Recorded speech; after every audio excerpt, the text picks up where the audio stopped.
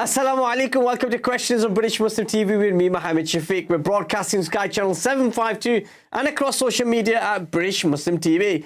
Wherever you are, joining us around the world, a very warm welcome. Whether you're joining us on Sky Channel 752, whether you're on Facebook, whether you're on Twitter, whether you're on YouTube. I don't know how many more social media platforms we're on, but we're everywhere. So you can't get away from us. Great warm welcome to all of you. We want you to comment on the big stories we're covering tonight. Call us now on 01924 231 083 or message us on the WhatsApp number which is on the screen now. If you're watching on Facebook Live, post your comments on the live broadcast and we'll share some of them on air shortly. Now, the US President Joe Biden has told G7 leaders in a virtual meeting yesterday that US troops will leave Afghanistan by August the 31st as previously announced. European leaders, including the French President Macron, British Prime Minister Boris Johnson and German Chancellor Angela Merkel had pushed the USA to delay the exit to enable more foreign citizens and Afghan workers to leave the country. President Biden has said at the White House he has asked the Pentagon to provide plans to stay longer in terms of withdrawal in case it is required. Now, former Afghan President Hamid Karzai, along with the peace delegation head Abdullah Abdullah, have been meeting Taliban leaders in Kabul to trash out a government of national unity, which they say is imperative to ensure international recognition of the government and an acceptance by the Afghan people. All sides are reporting that the talks have been conducted in a positive environment and further announcements are expected next week as foreign troops finally leave on Tuesday. Now, the Pakistani government has said over 300 British citizens stranded in Afghanistan have been provided with visas to enter Pakistan via the Kabul airport and the Torkham border crossing in Balochistan. They say keeping Pakistan on the red list does not help with the evacuation activities and have urged the British government to remove Pakistan from the red list. Now, we know today Pakistan has reported 141 deaths from the COVID-19, which is the largest since May 2021. Which does not bode well for Pakistan's removal. And we are waiting to see if that announcement from Grant Shapps, the Transport Secretary, is made tonight in terms of what happens on the red list and amber and green, and if there are any changes to that. We'll keep an eye on the story here on British Muslim TV, and if there are any announcements to be made by Grant Shapps and the British government, we will let you know as soon as we are able to confirm that. Now, there's confirmation that Pakistan has finally been sharing the COVID data with the British government.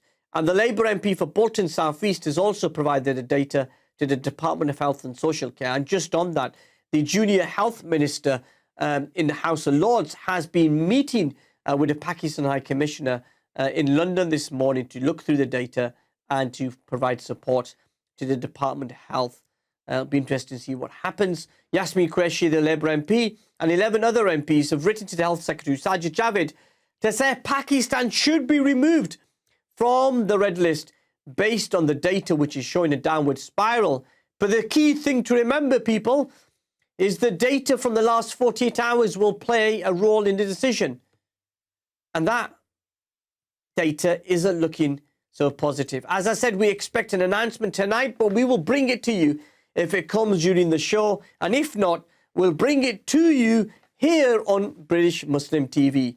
Now, pupils have returned to school in Scotland. Wow, summer's over for Scotland. Next week in England and Wales, where secondary schools are being asked to carry out lateral flow testing twice a week of pupils. And if positive, to quarantine for 10 days at home. Now, the Department of Education has confirmed that exams will return in 2022. Pupils will be told which topics will come up in the exams, but there is real concern amongst teachers and parents that pupils have missed so many lessons since the start of the pandemic, it may be difficult to catch up.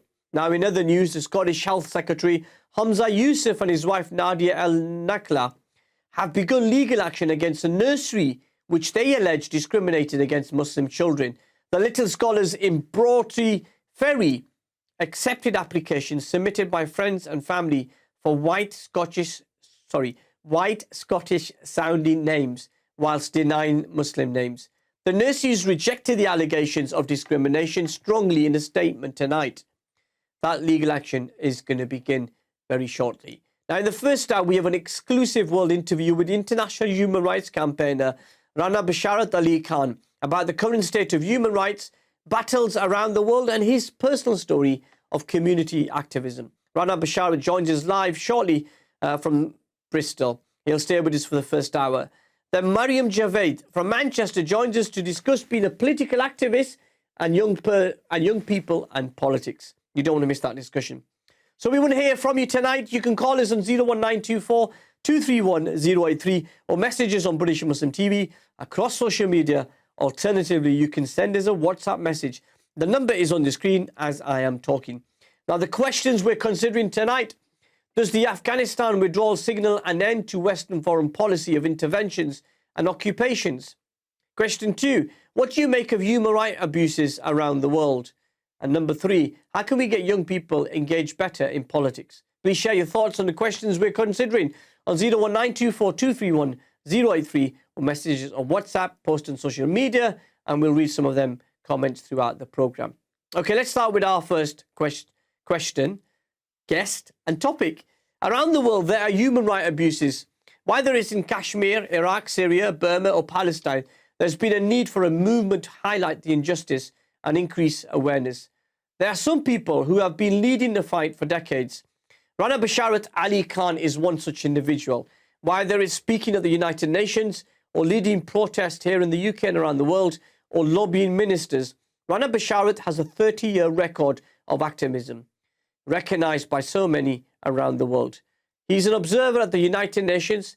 He says his personal mission is to become the voice of the oppressed, and in that there is no doubt of his personal commitment to achieve that pledge. He's president of the International Human Rights Movement.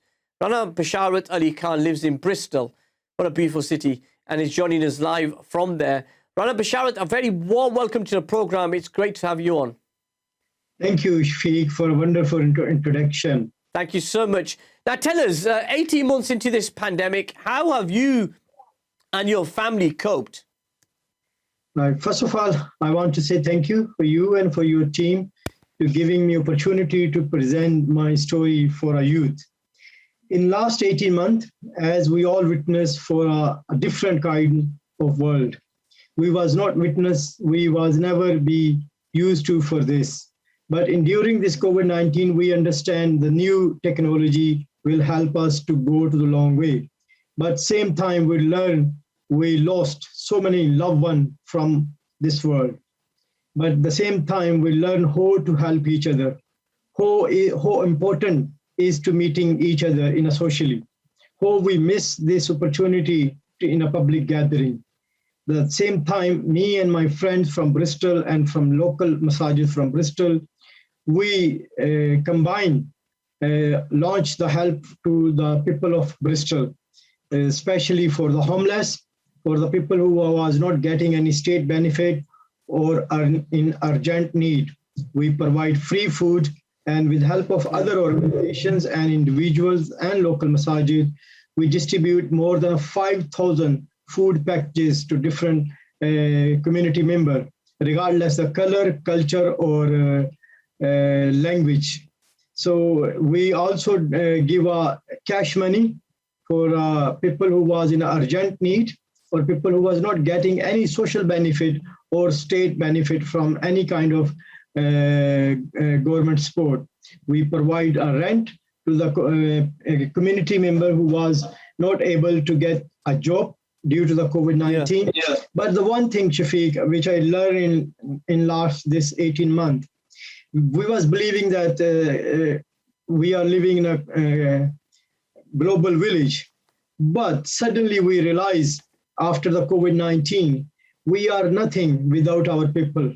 We are nothing, even if we are having a luxury home, big lifestyle, nice cars. If we don't have a people around us, it's not mean that we meet them or not, we are social with them or not, but we love to see them around us. Yeah. That was what we was missing.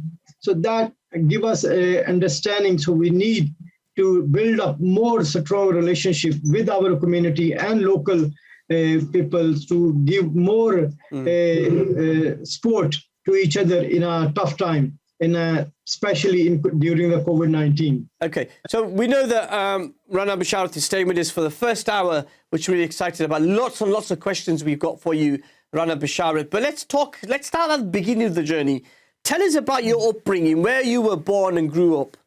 Okay, brother, I born in a Pakistan city, name is Kamalia. And I born on 1978 with a middle class family. My father is goldsmith, and our entire family is a goldsmith. No one was in a politics before me, and no one was ever joined politics before me. But when I was a child, I get a very good, healthy childhood that gave me opportunity to share my happiness with my school friends and with my street friend and my city fellow. That same time, when I went to the school, I realized there is so much need to done in our community, especially in a school life and a student, because education that time is still in a Pakistan education. Yeah, so, I mean, just sorry to interrupt there, but so it was something which you kind of had this yearning for. What was the experience and from your parents and stuff like that when it came to human rights? Mashallah, my father, my mother, my sisters, my family members, especially my late brother Mubarak Ali Tahir, they was a pillar of my all kind of politically background and all kind of sport, financially, morally, everything. They was my main pillar. And after that, when I went to the school, I get amazing teachers, amazing class fellows, and friend and colleague. That gave me boost to join the politics. I was only 21 when I become a student leader, and I become advisor to CM for a Pakistan Punjab Ministry for Education Affairs. So I was quite young, and it was a good experience. I love to share my experience with the Pakistan government. I always share on time by time, but that's how I start. Okay, stay there, Rana Basharat. We're just going to go to a very quick break, and when we come back, we'll have the continued presence of you to take some of your questions. Don't go anywhere. Don't go everywhere. Don't go anywhere, people. We are here waiting for you. We'll take a very quick break and we'll continue the conversation with Rana Basharat Ali Khan. Join us on the other side of these very important messages. Don't go anywhere. Assalamu alaikum wa rahmatullahi wa barakatuh.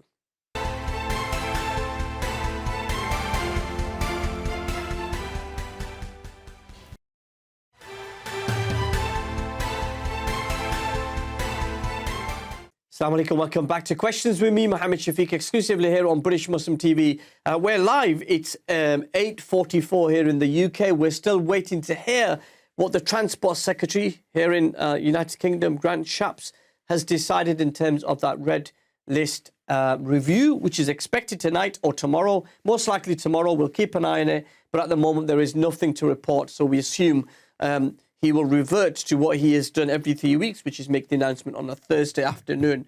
So at the moment, we don't expect anything tonight, but we'll keep a close eye on that. Now, my special guest is the human rights advocate, president of the International Movement for Human Rights. Rana Basharat Ali has been with us. He's happy to take some of your questions. 01924231083 is our number. The WhatsApp number is on the screen. But if you're watching also on social media, particularly on Facebook Live, very warm welcome and thank you so much for joining us. And we're happy to take some of your questions and comments. Rana Basharat, let's talk about, when we think of Pakistan, we often think about the human rights abuses Indian-held Kashmir. What activities have you been involved in over the years to highlight the injustice of the Kashmiri cause? Thank you. Kashmir is very close to my heart, like all the Muslim and especially Pakistani. Kashmiri are suffering from last 75 years. We as individual and as an organization, I joined United Nations in 2017. And after that, I think I saw the different world. I understand how the Kashmiri was ignored by the United Nations and our so-called Kashmiri organizations. Then in the United Nations, we witnessed some other stuff that whole Indian lobby are handling Pakistani and especially Balochistan and Sindh and minority in Pakistan and misleading representation in the United Nations. In 2018, me and one of my friends, we launched a campaign against India how the India was doing campaign against Pakistan and misleading the world, especially about Balochistan, about Sindh, and about minority in Pakistan. After that struggle, almost 1.5 years we spent against that campaign. We identified with the help of other organizations and especially the mainstream media. 265 organizations we cracked down. They was fake, registered by the Pakistan, fake names. They all was registered against Pakistan. They was doing campaign against the Pakistan. And after that, in 2019, first time ever, we was able to stop India organized camp and posters and buses campaign, billboard in Geneva and around Switzerland. That was first time happened in 2019, then 2020. By the grace of God, with the help of our friend, even this year, we not allow India to put any banner or poster or do campaign against Pakistan. This is our part as individual. But other than that, we launch campaign in Geneva, especially in Geneva, Switzerland. Yeah, and can I just ask you, as in terms of what was happening in the state of Jammu and Kashmir, lost its individual state-level power. I think that was Article 370 back in August 2019. Yes. What impact do you think that has had on the human rights in Indian-held Kashmir? Let me add you a little update with this. We met in head of the Red Crescent in 2018 in Geneva, and she told she's Red Crescent and all of other organizations was not allowed to go to the Jammu or Kashmir to help the humanitarian or do any work on the ground. Even at the same time, a European Union observer group and United Nations observer group was declined to enter in Jammu Kashmir. So Jammu Kashmir was already under detention before this 2019 5th of August. So it was already been under detention from India side from last 70 years. But this impact give us understanding that India is not ready to listen to United Nations. India is not ready to stop his unhuman and injustice exercise in Kashmir. They are killing innocent people from last 70 years. So many children have been kidnapped and misplaced from their home. And so many women been raped and been kidnapped and destroyed by the Indian army. You can imagine there is more than 1 million people army in Kashmir. So how the United Nations and what other world are looking for to do this? They are doing nothing. They are just talking about because when I think of the United Nations, and I've been there many times myself, yes. It's lots of speeches, lots of bilateral meetings. Now you're on the front line. You're a UN observer. When you've raised this on the international platform like the United Nations, what has the reaction been from member states?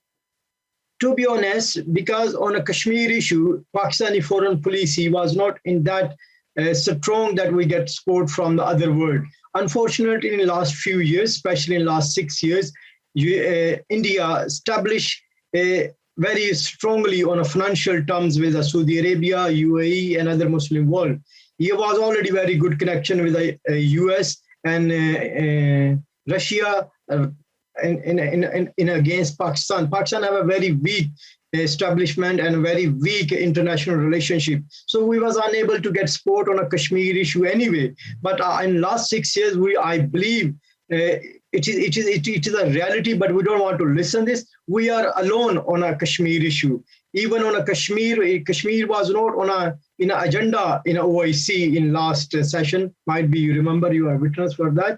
So Kashmir is not something which is very popular in the United Nations. Yes, it is popular in a Pakistani newspaper, and it is popular in people like you who are taking this lead to make it this issue alive forever. But in a reality, United Nations is not willing to do anything because we are living in a capitalism world. We are living in a financial terms relationship.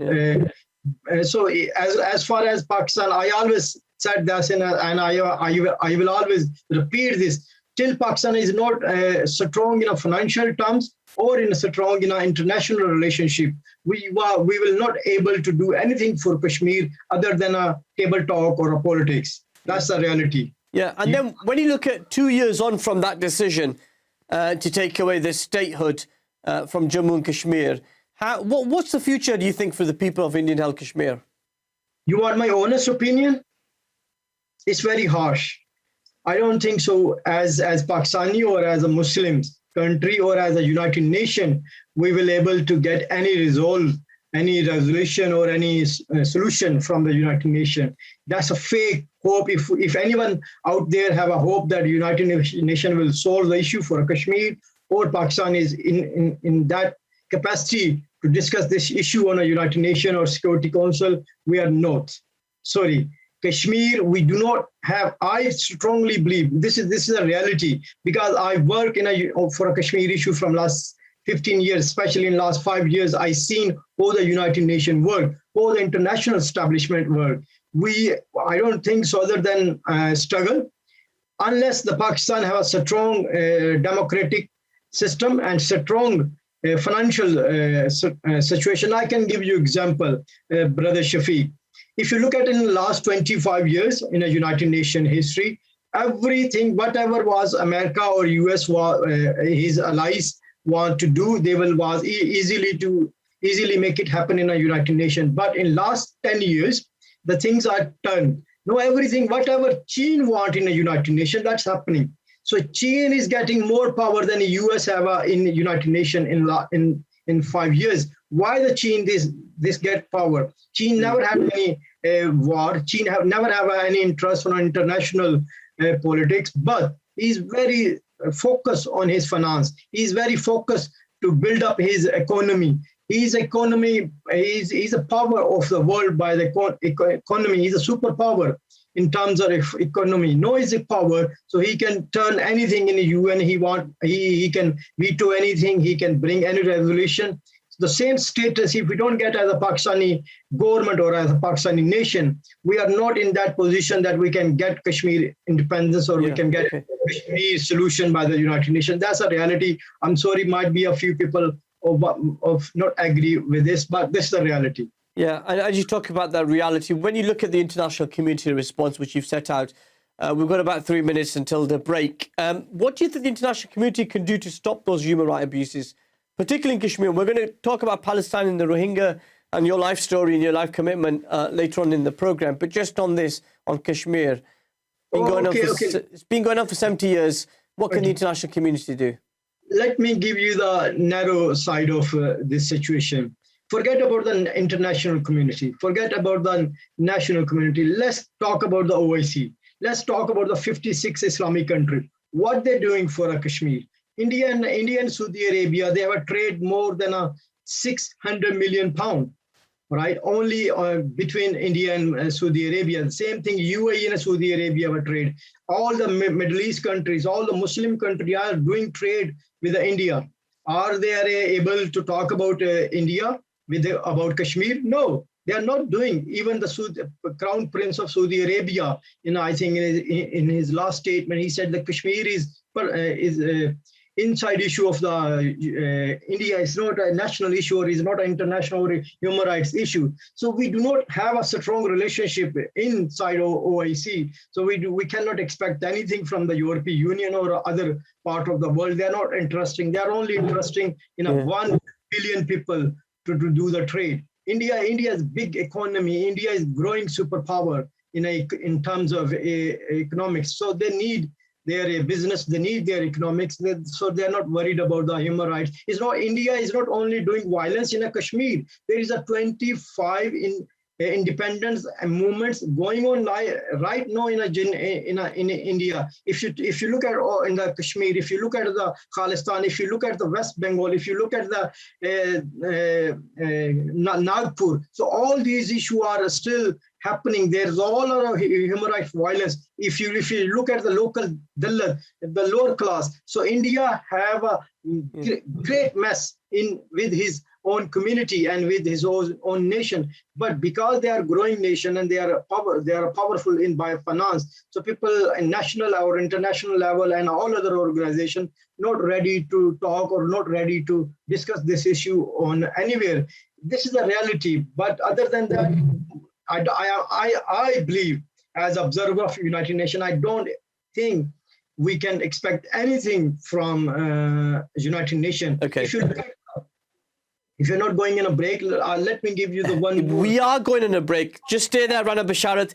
Hold your thought there. We're going to take a very quick break again, and we'll come back and continue the conversation. And we'll get you the latest from the Department of Transport on that red list announcement, which was expected tonight, but we suspect it won't be available yet tonight. We'll get the latest on that as well, and we'll carry on the conversation. Rana Basharat, join us on the other side of these very important messages.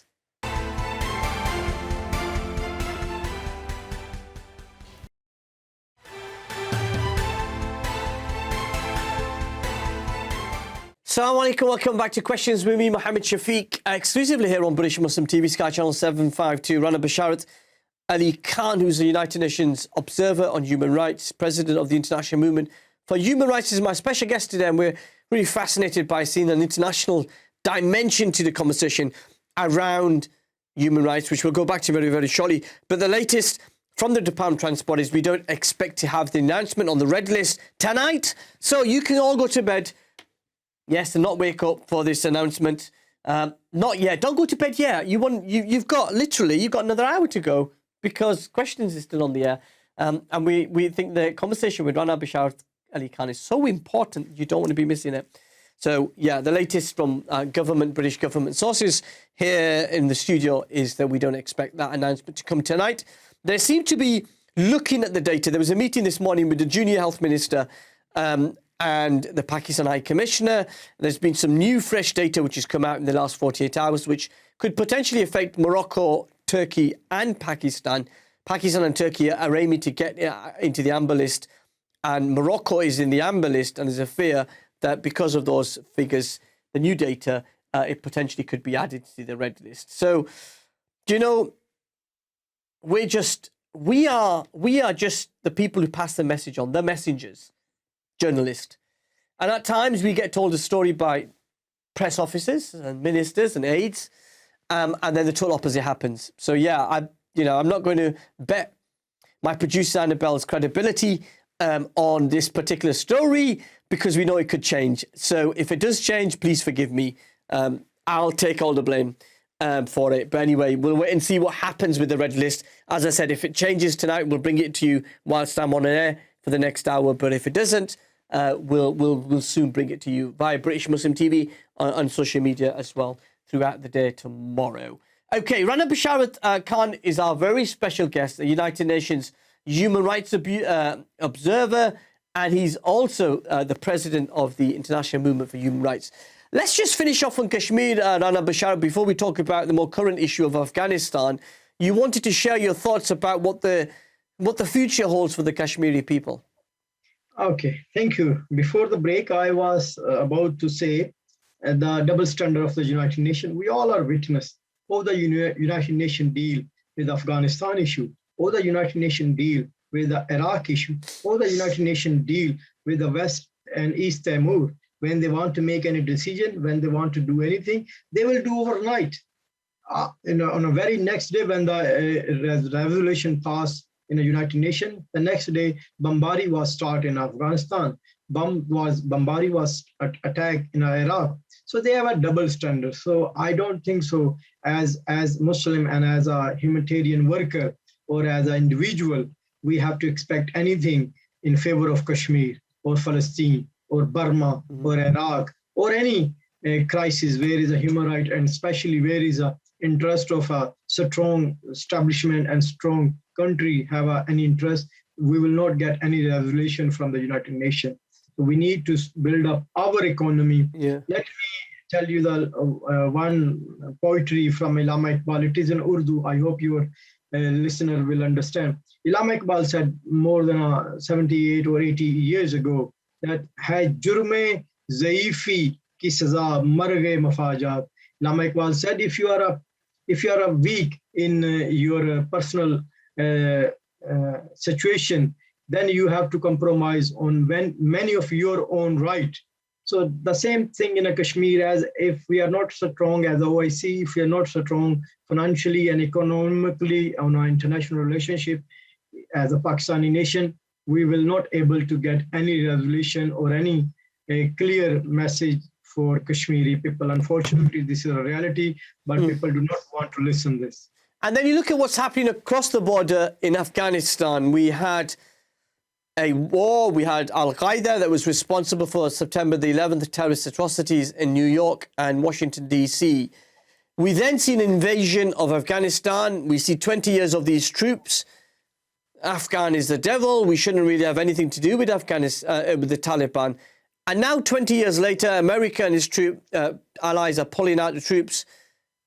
Taliban have control of the whole country. What do you make, and there are allegations of human rights abuses on the part of the Taliban forces. What do you make of what's going on in Afghanistan? Brother Shafiq, I was in a UN meeting on the 24th of yesterday about Afghanistan. It's still going on. We have a still session on tomorrow. Can I tell you one thing? I believe people, and especially media, they are blind. They don't know what's happening. I'm laughing when I listen the news, when I watch the article, and when I watch the comments from the people and on social media that America lost, Afghan win, or America take out his army. This is totally rubbish. It's not a reality. America is still in a winning position. I was an observer in a G7 and G8 conference, which has happened about two months ago almost. And still yesterday, America playing a big game.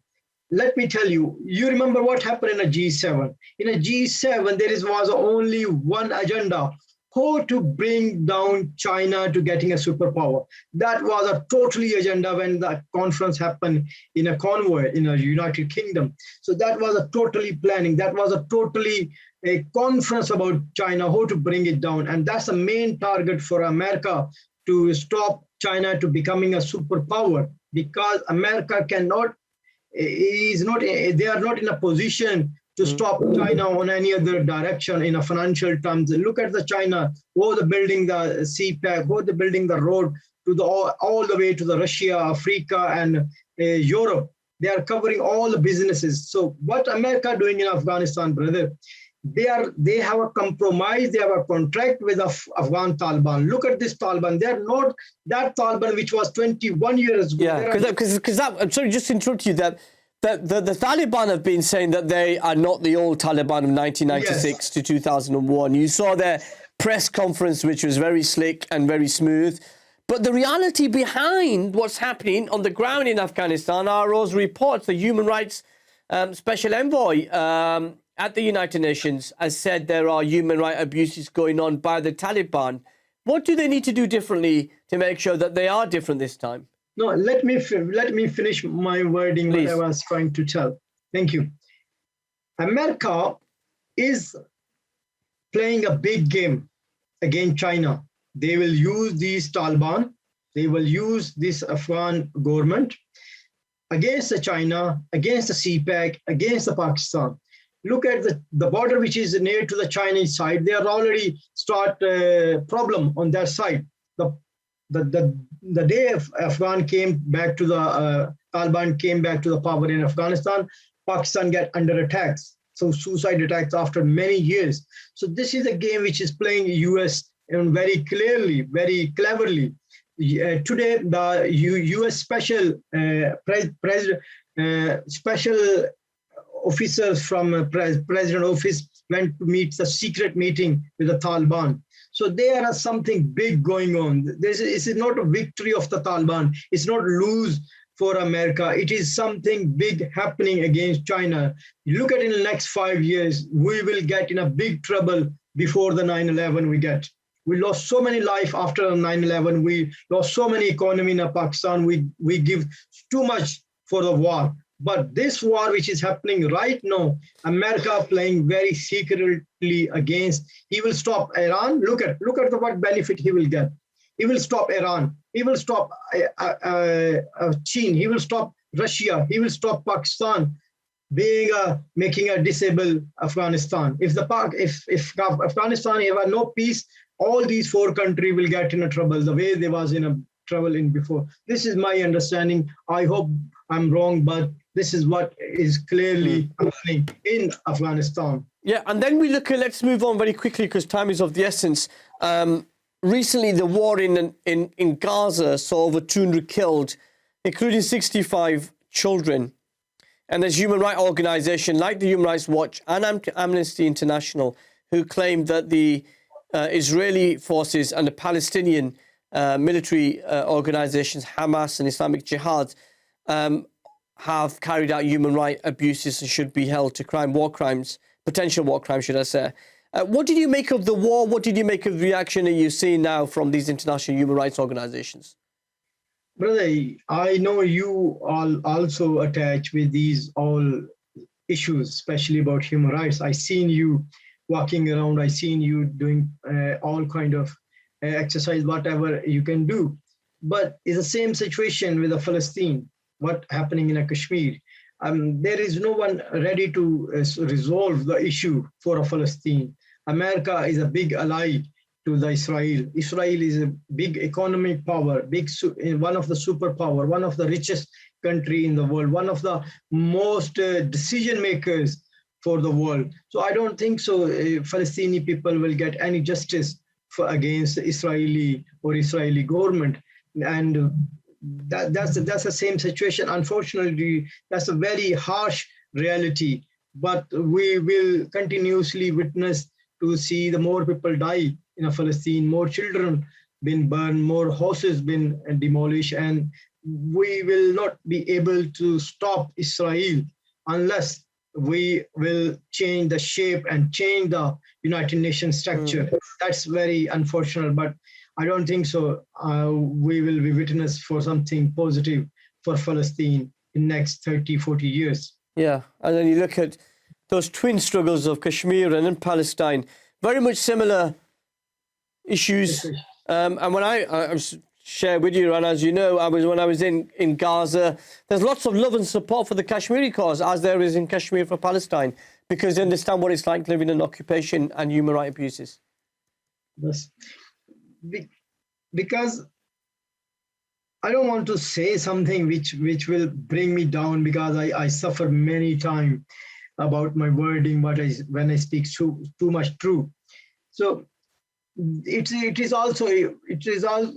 everything about finance. It's everything about a relationship. It's everything about. Because it's like we know that Naftali Bennett, the new Israeli Prime Minister, who's in Washington today meeting with Joe Biden. And the Americans have already taken off the two-state solution off the table. There's no negotiations. The occupation will go on. Illegal settlements. No, Israel will say that they're defending they've got the right to defend their citizens from violence and the rockets coming from Hamas and Palestinian territories.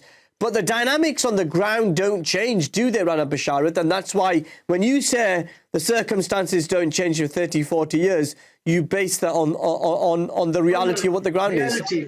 Because you know, we are very emotional people who link with the human rights. They want to see the solution overnight. Our very final break with you, sir. We'll take a break. When we come back, we'll continue the conversation. Rana Basharat Ali Khan.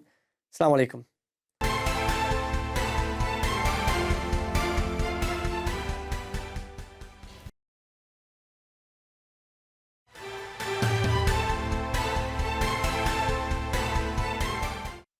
Assalamu alaikum. Welcome back to Questions with me, Mohammed Shafiq, exclusively here on British Muslim TV. Rana Basharat Ali Khan is still with us for the last part of the segment. Let's go straight to him now because time is of the essence. But in a reality, you've been in a Gaza, I've been in so many parts of the world where the war is happening. We witness, it's not easy to see. Look at this kind of relationship, what Israel and America have. Israel, a very small country in compared to the Pakistan. Israel is only one country in the world which is based on Israeli, but we have 56 Islamic Mamalik. But do we have that kind of power? Do we have that kind of a relationship with the West or with the European Union or United Nations? So we can make them on knees to change their decision? No, we are not in that position. Israel, one of the most influential country on America, even they are more powerful. Some people said they are more powerful than American president in America. So when they are in a power, they are in a position, they are able to do anything. But in reality, we will continuously, I'm sorry, but it is a reality. I don't think so we will get any hope for people of Palestine. It will happen worse than worse than one. Sorry, I've got one more final question on Palestine. Let's give you that, and then we'll take a very quick break again. Time is flying. Wow. When we are gaining the benefit of your experience and your lifetime of service. So let me just ask you, you look at the Abrahamic Accords, the Arab countries that have established relations with Israel, despite the human rights abuses. Is that something you think will be extended? Other Muslim countries will recognize Israel despite what is happening to the Palestinians? Yeah, I always have a great opinion about this. I don't think so. Let's just wrap up what we were talking about, the Abrahamic Accords. These countries, Muslim countries, predominantly members of the international, the sort of OIC, who are now recognizing Israel despite the human rights abuses, despite the fact that there is no Palestinian state. Do you think that there'll be more countries recognizing Israel in the year to come? Yeah, it will. It will. It will lead by all the Middle East countries. Then I think step by step the other Muslim country will follow, because you can't deny that Israel, one of the superpower, you can't deny Israel economically, the one of the giant in a world map, and you can't deny that in Israel, one of the close ally and close friend of USA. So we will witness that more Islamic country will adopt Israel as a country, and I think, but not easily by Pakistan, because Pakistani people are very aggressive and very attached to the Palestine cause. So I don't think that the Pakistan will in that position to take that on board, but other Middle East country will take it. I think that will be happen. Yeah. Now, you were very vocal on the oppression of the Rohingya Muslims in Burma. And this year we remember the start of the recent violence towards the Rohingya community 5 years ago. And I remember attending a protest, which was the largest protest in support of the Rohingya community outside the Burmese embassy in London. How do you assess the last 5 years for the Rohingya Muslim community and what's going on in terms of the military coup and military power in Burma? Brother Shafiq, I believe the Burma is worse than Palestine and Kashmir and Afghanistan, because the problem in Burma and Kashmir, we have Kashmiri people around the world are ready to take the Kashmir cause. They're already handling.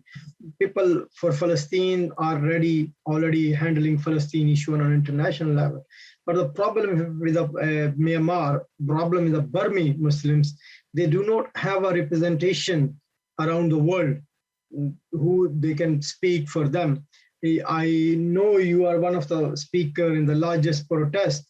There was, how many Burmese was there? I think only one speaker out of 30. There was only one speaker, and I don't think so. There was more than 10, 50 people out of 50,000 people was Burmese. So they do not have a power or a community around the world who can speak for them.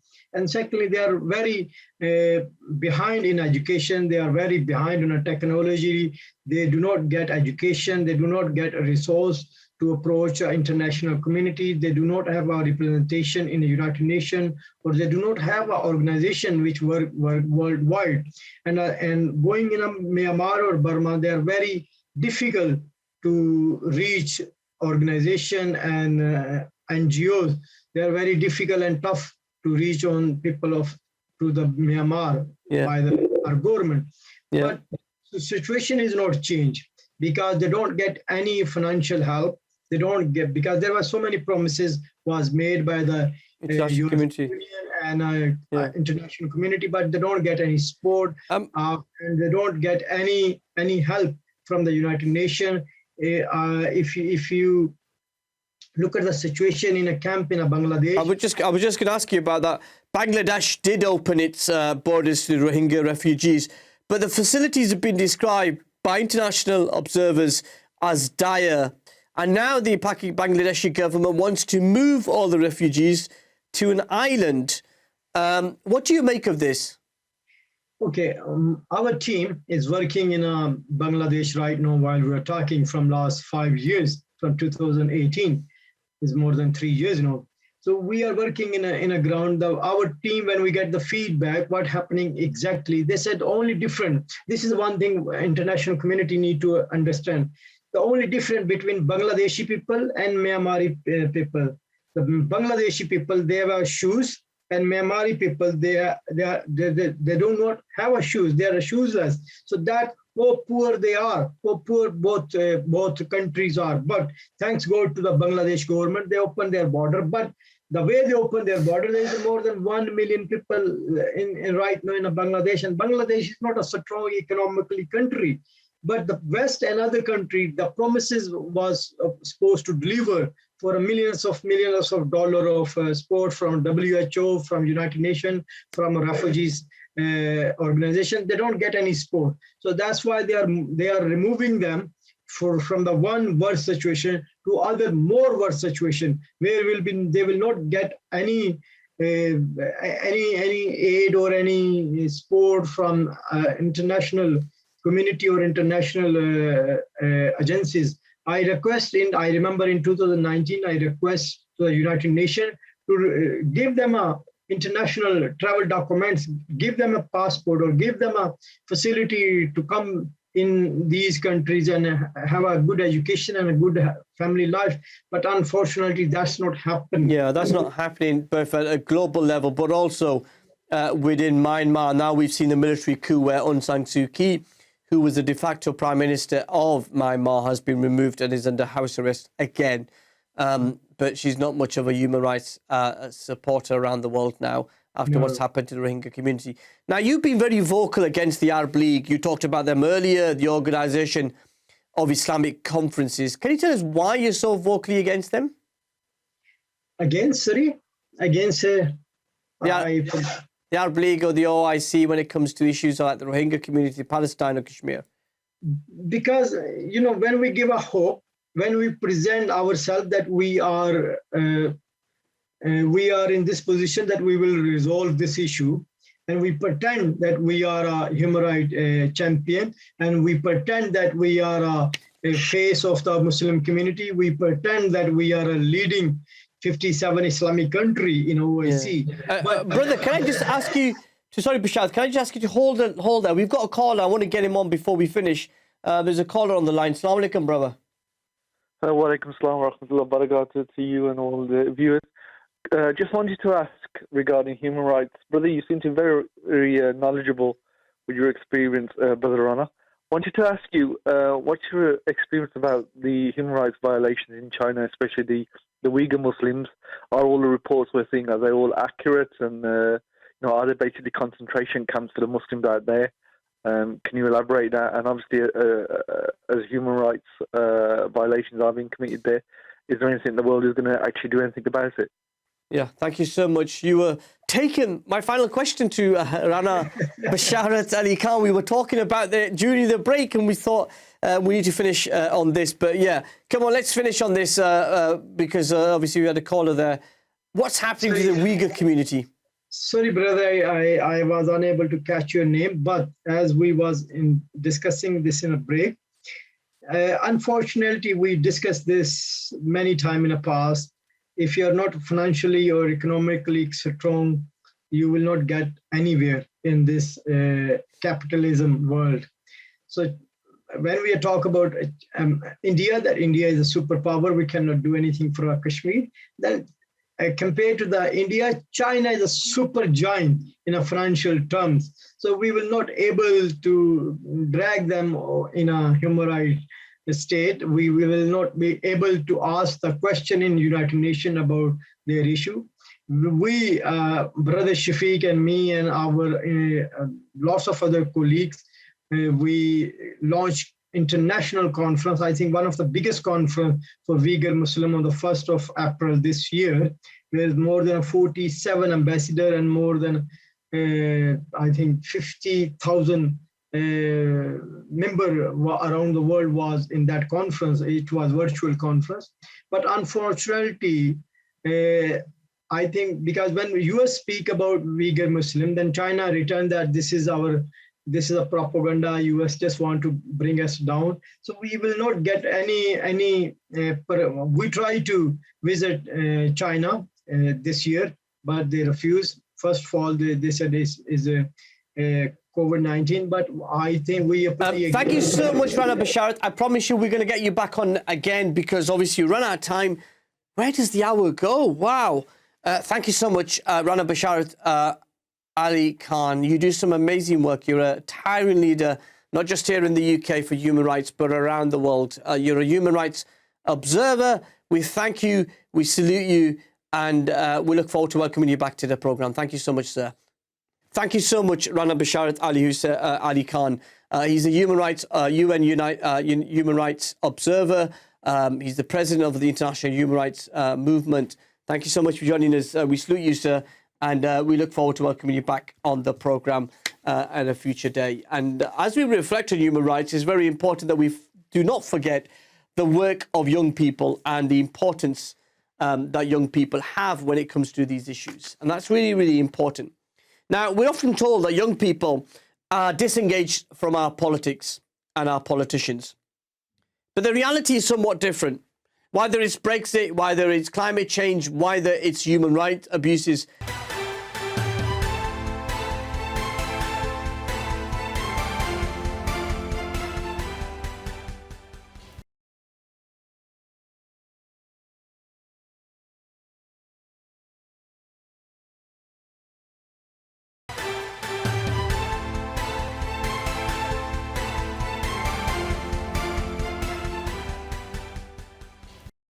Assalamu alaikum, welcome back. See, when you are finding your guests so powerful and thought-provoking, you lose, what's the word? You lose the time. And you're just so focused on the guest, you forget that you don't have any time left with the guest. Now, we're often told that young people are disengaged from our politics and our politicians. But the reality is somewhat different. Whether it's Brexit, whether it's climate change, whether it's human rights abuses, Palestine, Kashmir, the Rohingya, the issues we've been talking about with Rana Basharat, young people are engaged. They're on the front line. They're protesting. They're activists. They're planning. And are often working to raise the issues of mental health, human rights abuses, awareness. Young people are raising their voice and no longer being put off from the political process. Now, Maraim Javed is one of such young person. She's recently completed a young leadership program and is keen to get involved. And I'm pleased to say she's joining us live from the great city of Manchester. There is no city like Manchester. Clearly, I'm biased, but I better behave myself because I'm in Yorkshire. I might get into a bit of trouble. But Maraim, assalamu alaikum, welcome to the program. Wa alaikum salam. Thank you. Thank you so much for joining us. Just having a chat about how great Manchester is. I'm sure you would agree with that, being in Manchester. Yeah, of course. Tell us, how are you and your family coping during this pandemic over the last 18 months? Oh, we're all coping well, alhamdulillah. Spent a lot of time with my family. I didn't work throughout the first lockdown, but I worked the rest, the little ones that he put in place after. But yeah, we've coped well. What about yourself? Yeah, it's been good. It's been strange. I've been coming into the studio to do my program here once a week, and my other media commitments have been done from home. But yeah, I find I'm more closer with my family now than I was maybe with the pandemic, and it's just put everything in perspective, hasn't it? Yeah, it has. Yeah. You know, I get to see my producer and the whole team here at British Muslim TV every once a week, so that kept me going.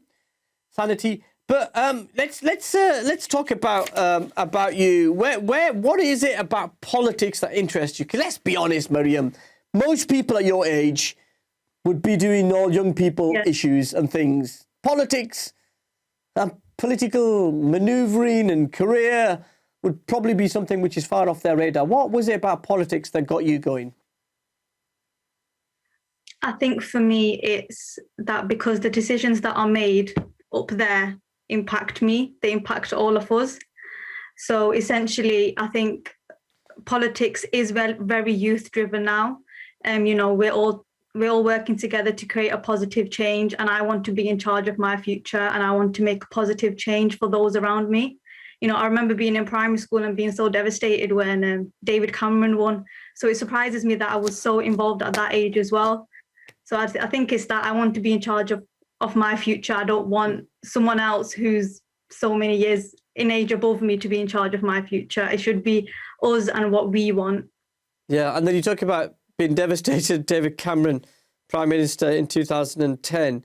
Was there some inspiration? Was there something in the upbringing that led you to be somebody who wanted to be on the left rather than the right? I would say my dad. He's very involved in Pakistan's politics. He's very much involved here as well. Like, I remember when the votes would come through the post, and I would watch him vote, and, you know, I would ask him like, oh, why the one with the rose? And he would tell me, you know, this is the party that stands for this, stands for that. And as I got older, you know, you do your own research, and I think it's obvious what party stands for what, to be honest. But I'd say it was my dad mostly, yeah. Yeah, and sort of, he's the inspiration in terms of the politics and sort of that pavement politics, and particularly both I here. take after him in that side, yeah. Yeah, and have you got the taste for the sort of Pakistani politics? Because that can be even more.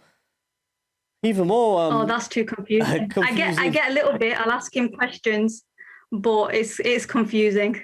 Yeah, it certainly is. Well, I think let's make you a master of UK politics. Now, you recently completed a young leadership program. This is something which Afzal Khan, the MP for Manchester Gorton, who's a regular contributor to my program. He's a regular guest, but he's also a very good friend of mine. He set up. Tell us about that leadership program. Afzal Khan organised it. He's my MP as well. He organised it for, you know, individuals who are interested in politics like me. When I knew that I wanted to get involved in politics, I emailed him, and then he told me all about it. And it consisted of like 5 days, and each day was more different, and it just got better and better. We talked to councillors from different areas, you know, MPs from different areas. We got to talk to Tommy Judge, you know, our Lord Mayor. So it was overall, it was just for individuals that want to get insight into politics. You know, if I took this route, what would my life look like? Yeah, and a real sense of what sort of things did the particular program, it's a voluntary program which Afzal Khan, has put together. He's got a real good sense of what community activism is, because he's been on that journey himself. He's been a community activist. He's been involved on the pavement in communities, rooted in communities. Has the program kind of developed in that same mindset? Yeah, 100%. It covered a wide range of things. I remember there was one day where we got to talk to trade unions. That was something that I heard of, but I wasn't sure about. And we had a whole talk about it. They informed us why they're there, why they're put in place. And, going back to, I got to talk to MPs, and it wasn't just Labour MPs. I got to talk to people from the Green Party, from Conservatives. It was a whole range of people. And I got to talk to councillors from different areas as well. So I got to talk to people that, work alongside and Levenshulme and what they're doing and the changes that they're making. So it covered a lot of things, yeah. Yeah, and then you talk about young people. You're kind of very young. What are your friends and young people talking about? So you are young, so you're not kind of young. You are very young, should I say? Let me put that correction, Maraim, there for you. What are young people talking about? What's inspiring them, the conversations?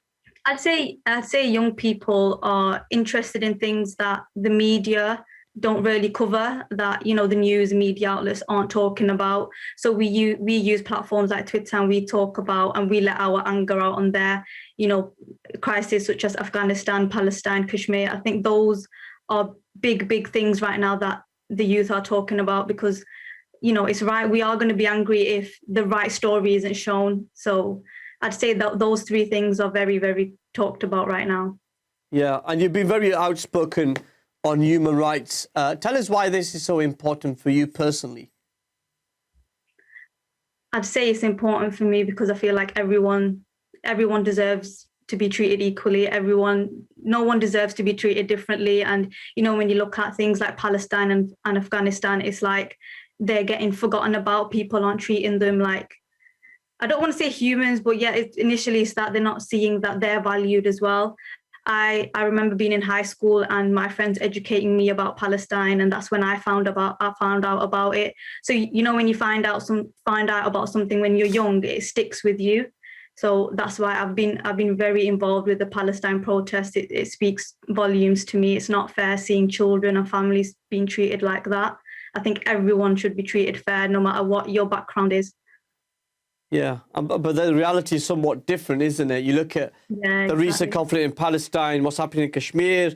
We were just talking to Rana Basharat Ali Khan, who's a UN observer on human rights, and he was telling us about the human rights abuses around the world, including the Rohingya community. Life is somewhat different abroad than it is here. And do young people connect with them? You know, I'm a father of four daughters, alhamdulillah, and two of my eldest 16, 17-year-olds. This recent Gaza war was quite, I saw the change in them. They were more interested in it. They wanted to talk about it. They wanted to raise their voice. And that was quite inspiring and reassuring. Yeah. It's crazy how, you know, the media show one story, but you know, you log onto Twitter, you log onto Instagram, and it's totally different what they're showing and what we're educating people on. And it's crazy to see how much of the younger generation are looking into it more and speaking out and not settling for, you know, the wrong stuff. Yeah. And what sort of message do you think that sends to young people when you see your generation taking the news directly, like you said, from TikTok or from other social media networks, and not the traditional TV channels and newspapers and governments? That's a big change. Yeah, I think it's showing what social media can do. Social media is very powerful. You know, I feel like that weighs more over news channels now. So it really does show how, you know, even if you're putting out one TikTok video, the amount of views you get, or putting out one Twitter post, the amount of retweets or likes you can get. You know, they are very big platforms, and I think young people have realised how to utilise that to their advantage. And then what do traditional media like us? You know, we like to think British Muslim TV, we're quite trendy, connected to social media. Well, what do we need to do? What does the media need to do to connect with young people like yourself? I think one thing that young people don't like and constantly say is, you know, they talk about it for a bit and then it's forgotten about. I think we need to constantly talk about it. Don't forget about, you know, our brothers and sisters in different countries that are going through stuff. I think that's the anger I have, and I'm pretty sure that's the anger that a lot of young people have. Like, it's highlighted for a day or two and then it's covered by something else, and then everyone's quiet about it. Yeah. I often see that is the case when the media cycle are in town, and we know our city of Manchester. We know that after the Manchester Arena bombing, how much world media was there, and then it moved on, and we as a city had to come together and rebuild. And something very much similar, I think, around the country as well. Stay there, Miriam. I know you've agreed to stay with us for the next segment, which is we're going to take a very quick break, which is less than a minute. And then we'll talk to you as well. But also, let me give you that, lots of you waiting on social media, patiently trying to refresh Grant Shapps, the Transport Secretary's Twitter feed, to see whether he's made this announcement on the red list. I've just received a text message from the press office who've told me that there will be no announcement tonight. So we suspect he's returned back to the traditional announcement, which is tomorrow. It normally happens every 3 weeks on the Thursday to come into force on the Monday at midnight. So there's no announcement on the red list. We expect that tomorrow, probably in the afternoon around 2-3 o'clock, but we'll have to wait and see what happens. But as soon as British Muslim TV will know we will let you know. It's still with us. Maraim, you're still with us. Now, tell us about how did you hear about this leadership program, and how did you have to apply? So when I knew I definitely wanted to go down the route of politics, I emailed Afzal Khan and I explained to him, this is what I want to do. My dream was always to become a teacher because I thought it's the easy route, do that. We'll take a very quick break, our final break, and then we'll carry on the conversation with Maraim and take your calls as well. 01924231083.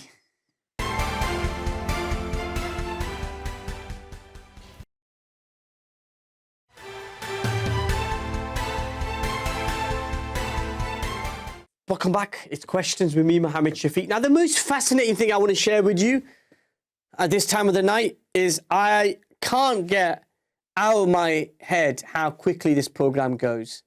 It's like the final countdown, the final segment, and it's just amazing. I don't know. Anyway, so it just always plays on my mind. I get so excited when I come. We've got so many questions and so much we want to ask our special guest, and then we run out of time. And so, yeah, I just wanted to share that with you. Thank you. Anyway, 01924231083 is our number. You can call us now, any questions that you have. But I'm also joined by Maraim Javed, who is an aspiring politician who wants to make a difference, a community activist who wants to make a difference, as she said. Easy uni course, you'll get by.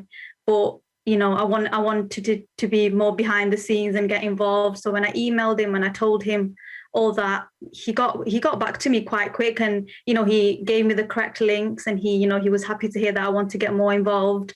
And then I'm pretty sure it was at the end paragraph he explained, I do this young leadership course. He did one in 2019 and he sent me the link for that, so I had more information. And he said, keep an eye out on my Twitter page for more updates.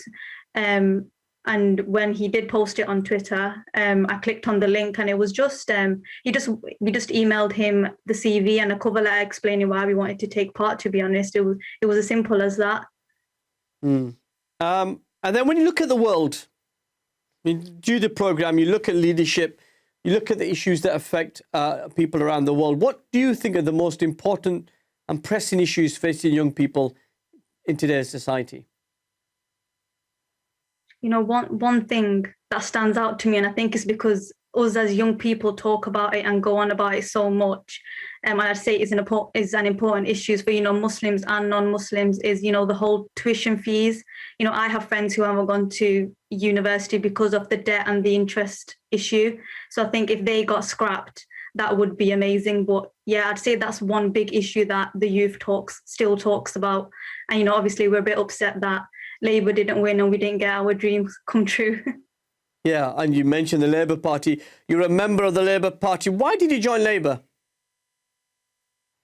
I think, even being from young, it was just close to my heart, Labour. And I think the values that they have are the values that I believe in. I remember when Jeremy Corbyn became the leader, and, I would constantly hear him say, for the many, not the few. And, Tony Blair said that as well. And everything go up. Tony Blair said that as well. Yeah. Gordon Brown said that as well. Keir Starmer says it as well. Yeah. But for me, it was Jeremy Corbyn. When everything went out and I would hear him talk and everything, it really, really spoke to me. And it made me realize, what, this country is built on the many, not the few. So I think that's why. And, when I see them debate in Parliament and I look over at the Labour side, I see people from many different backgrounds, many different religion, ethnicities. And that shows me what UK is and what they stand for. So I think that's why it's very close to me. Yeah.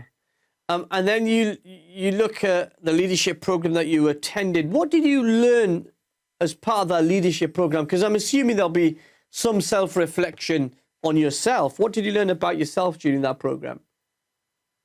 One thing that they all said in different ways, but the same message that everyone said to me was, grab every opportunity that you get with both hands. Don't let anything go. And I think I was I am a confident person, I'd say, but very shy in taking up new opportunities and stuff. But you know, when I was hearing that every day, it was all said in different ways and from different people. It was that any opportunity that you get, grab it with both hands and don't let it go, and you know, make a name for yourself. And I think that's what I've taken, and that's what I want to do. And what do you make of the leadership and service of Afzal Khan, the MP for Manchester Gorton, the founder of this leadership program? What do you make of him? So Afzal Khan is obviously my MP, and I do admire and I do look up to him quite a bit. You know, I feel like he's someone who hasn't forgot where he came from. He's always actively taking part in the community. You know, I've noticed this new thing that he does. He goes to a new mosque every Friday. You know, he's all about bringing people together. And that's something I really admire. And, you know, especially for the youth, he's opened so many opportunities for me doing the leadership course, because when I email someone and I mention it, because it's recognized, I get so many opportunities. And just recently as well, he put my name down for raising the flag at Pakistan Independence Day. So, you know, he's helping me become, you know, a confident girl. So I do admire him a lot. Yeah. And as you said, he's rooted in communities, which makes a huge difference to you, as I would argue, as your values and your principles. Now, we talked about the Manchester Arena bombing, and we saw the aftermath, which was where you had people from the far right try to come into the city to divide it, but that didn't happen. You had a city that was pretty united and determined not to allow bigots and racists oxygen. How do you view community relations in your city? I think Manchester's really strong, and you know, the Manchester Arena bombing shown us how strong it is. Obviously, there was things said and done then, but the people of Manchester stuck together, and we didn't let anyone come in the way of that. And it's amazing how we stuck by it. We could have easily let that, I think, destroy the city, if I'm being honest, but we picked ourselves up and we stuck together, and I think that's really, really important. Yeah. Okay, so let's and then we've got sadly seen an increase of racism and bigotry towards some of the newly arrived Afghan refugees, some of who are staying in hotels in Manchester. How do you think we as a city can respond to that hate, and how can we welcome these refugees who've lost everything, who've come to a complete new country and have to start afresh? I think it's the same way we dealt with the arena bombing. You know, don't let these little comments get to us. You know, always carry on educating people, let them know why they're here. And I think as part of the community, it's our responsibility. You know, if we see that there's something wrong happening, to help the person out and report it, because, you know, when it's reported, you can see it on a larger scale. And then I think it's red flags, and it's alerted that there is obviously an issue here. But yeah, I think carry on educating people, and don't let, you know, the racists get away with whatever they want to come out with. Yeah, that's true. The final question, we've got less than 5 minutes left of the programme, and I just want to ask you a couple of more questions, if I may. Where are you now? Are you studying? University finished? What's the next steps in your sort of professional career? Yes, so I'm going to finish university next year, and I'm not necessarily doing a political degree. So after that's done, I'm going to put all my energy into politics, and again, you know, grab every opportunity that I get with both hands. So I'm going to put all my energy into my final year, and then after that, I want to make a positive change in my community and for everyone around me. Do you think you'll be the first Muslim Prime Minister of the United Kingdom? Inshallah. I've said that to Afzal. Have you? Have you told him to watch his back? Yeah. I said when he's retired, I'm next. Yeah. And he's still relatively young. I say. I'm going to get into trouble with him if he is watching. And then what's next? What's the next step? What can we expect from the Maraim Javed story in the future? I think my main focus is education. I want to help schools. You know, what Marcus Rashford did, that really, really stood out to me, you know, with the free school meals. You know, it shouldn't be an issue, but it was made an issue, and he resolved it, and he didn't have a political background either. So hopefully see my name involved in education, hopefully. Well, I think you're absolutely fantastic, Miriam. When I saw the story on Twitter, as I was telling me about you, I really, really wanted you to finish the final countdown to our program tonight with you. So thank you so much. You really inspired me tonight. And best wishes for whatever you do. I know you'll smash it. Thank you so much. Thank you so much. You were great. Thank you, Maraim Javed there from Manchester, who wants to serve communities. Now, as we come towards the end of the program, as I said, I made that reflection. I don't know where the time goes. Really don't. And that's really scary because you start a program, you prepare it, lots and lots of hours of preparation, and then it's just gone like that. Thank you so much to my guest, Rana Basharat, Ali Khan, and also Maraim Javed, who we were just talking to. Let's give you the latest update. Well, I did give it you earlier on, but let me give it you again. We don't expect any announcement from the Department of Transport or from the Transport Secretary, Grant Shapps, tonight. As you know, in past, in regards to the red list, remember Pakistan, Turkey, Oman and other countries are still on this red list. That means you have to quarantine in a hotel on your return from Pakistan, which means lots and lots of people are still stranded in Pakistan and can't get back. You can do that via a third country like Abu Dhabi or Dubai now, but that in itself is quite expensive. We were expecting an announcement tonight because 3 weeks ago it was announced around 8:30 on a Wednesday. This time it hasn't been announced, and the text message I've just had whilst we're on air tells me that we're not going to expect to get the announcement today. We'll expect it sometime tomorrow. And if we do get it, British Muslim TV will tweet it out, and I will certainly be tweet on my Twitter account, which is MShafiqUK, and we'll let you know whatever happens. And then next week, really powerful program we've got for you next week. We've got Dr. Waheed Aryan.